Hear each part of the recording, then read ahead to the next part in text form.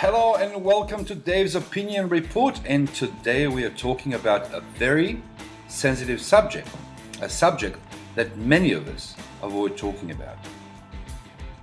And that subject is, what is the worst career advice given by a personal coach, career coach, mentor, or parent? Is it okay for parents to promote this attitude, and when should you avoid giving such advice? What advice should be given to our mentees, trainees, and children instead? Is it okay to crush someone's dream by telling them that they're never going to succeed, or it is impossible for them to reach their goals? Well, I have an opinion about it.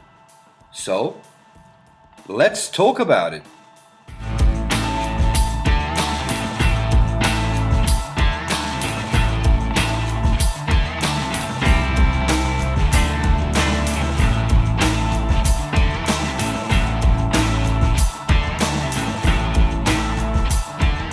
Ladies and gentlemen, the winner of the worst career advice is be yourself, have fun.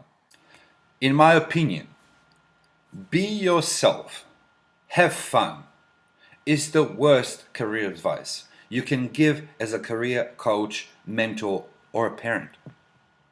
Instead of teaching coaching and mentoring under the flagship of be yourself, we should encourage people and our mentees and trainees and kids to learn to interact, behave, and project the person who they want to become. Project the person who you see in 5-10 years time. Please don't mix this advice with be who you are. That is a completely different story on another level. From day number one, we teach our kids to be who they are, and that is the best advice we can give to our kids. Teaching our kids to be proud of who they are, their heritage, gender, values, and beliefs are the core values of their existence and should be promoted every step of the way. However, it is fundamentally wrong to give be yourself as the most important career and professional advice. Okay, let me give you an example. You're a salesperson and you're applying for a position as a sales manager. You have an interview and you're going there and you actually being yourself. You being yourself, you're a salesperson. Up here, you're a salesperson, and that's what you are going to project. If you're being yourself, you're always going to be a salesperson. Instead, learn the traits of the sales manager. Learn how they behave and interact. Learn what is the most important thing about it. And instead of being yourself, project who you want to be. You want to be a sales manager, yes? Well, behave like one. Project like one. Think like one. Act like one. That projection, that vibe, that energy will radiate as a sales manager. If you are being yourself on an interview for a sales manager position, you will never get that job. But putting yourself in the shoes of that manager, thinking like one and acting like one, they will see you for the person who you want to become. Don't be yourself. Be who you want to become. A few days ago, I was watching the presidential debate introduction with one of the most esteemed lawyers and presidential debate advisors in the USA as a guest in the show. On the question, what do you advise people to actually focus on? This is what he said. What do you, as a debate advisor and maestro, what do you advise people to actually focus on? I think the best, again, some people have to introduce themselves, some people are going to attack their lane, some people are going to take it to the president. The key piece of advice that we always give, and I'm not the only one in this club, there are a lot of us who help the Democratic candidates over the years, including some great people, is be yourself. Because if you're anything other than yourself, the camera recognizes that, Saturday Night Live recognizes it, and you're going to pay a heavy penalty for it. Number two, if you can, try to have fun, try to interject humor. It's not easy. Self-deprecating humor, that's a big home run. Now, Bob, I'm writing my notes here from, you're one of the most established lawyers in Washington. I'm concerned that your notes of debate prep sound a little bit like what parents tell their kids before school or summer camp. Be yourself and have fun. And when I told my daughter that, and my parents told me that, they were telling me the right thing. Bob Barnett, debate maestro, thank you so much for doing that. Well, Thank you. dear Mr. Barnett, I strongly disagree with you. Even for the presidential candidate, they should be radiating and projecting who they want to become.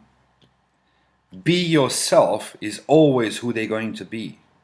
Be who you want to become is what you're going to be looking forward, seeing yourself in 5 and 10 years time from now, but projecting that image right now. Now, on the other spectrum, is it okay for parents to promote be yourself attitude as a career advice? Is it okay for our coaches, mentors, and professional career coaches to promote this attitude? No, it's not. Instead, promote be who you want to become. See yourself in the future, project right now. That is the only way how your career is going to advance. When is it okay to say be yourself? Yeah, of course, kids are kids and they should be behaving around their friends and family as they are and who they are. Also, being themselves, that's fine around their friends and family. When it comes to career advice, it should be avoided. For the second part of this video, I was talking about, is it okay to crush someone's dream by telling them that they are never going to succeed or it is impossible for them to reach their goals? It is not. It is absolutely wrong. Where there's a will, there's a way. If someone is determined to achieve something, they'll find a way to accomplish whatever they desire, regardless of the obstacles and hurdles. Please remember this. If you can see the invisible, you can do the impossible. Let me say that again. If you can see the invisible, you can do the impossible. We all have dreams, but without vision, mission, and action, our dreams will always stay the invisible dreams. Turn your invisible dreams into actionable and achievable goals. Act upon your invisible and possible dreams and turn them into reality. Envision, see, and project the invisible, and whoever says it's impossible, work hard, prove them wrong. If you can see the invisible, you can do the impossible. Turn your dreams into goals and transfer them onto a piece of paper and place it on your fridge, on your workstation, on your computer, as a reminder and as a drive. That said, is it okay to say to someone that they don't have a talent for something? Well, absolutely. Yes, and we shouldn't give to anyone false hopes, even when it comes to our own children. We should be truthful, honest, provide a guidance, direction, and solution rather than being part of the problem. That is the only way they can work towards seeing the invisible and achieving what we deem to be impossible. Let me give you an example. X Factor and similar talent shows like that. People who don't have any talent whatsoever are encouraged by their family and friends to get on national TV and be ridiculed for years to come because of their appearance on the TV. True friends and supportive family wouldn't encourage that. Instead of setting them up for failure, be honest, truthful, and advise them to seek training, mentoring, coaching, help. It's very easy to blame Simon Cowell for delivering the message of truth and telling them that they don't have any talent. But you as a parent or friend should have delivered that message a long time ago and set them up for success rather than a failure. Help them see the invisible and guide them to do the impossible. What we deem impossible and what someone else deems impossible, they can achieve if there is clear direction, vision, and goal. And if there's a will, there's a way. Thank you very much for being with me till the end of this video. I don't want to ask you to subscribe, like, or share this video. You don't need to.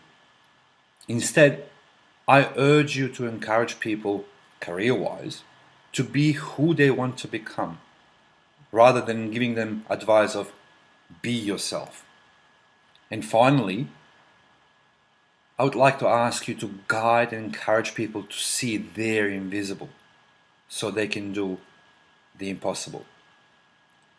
Until next time, I'm your host Dave Sedic, and this was episode 6 of Dave's Opinion Report.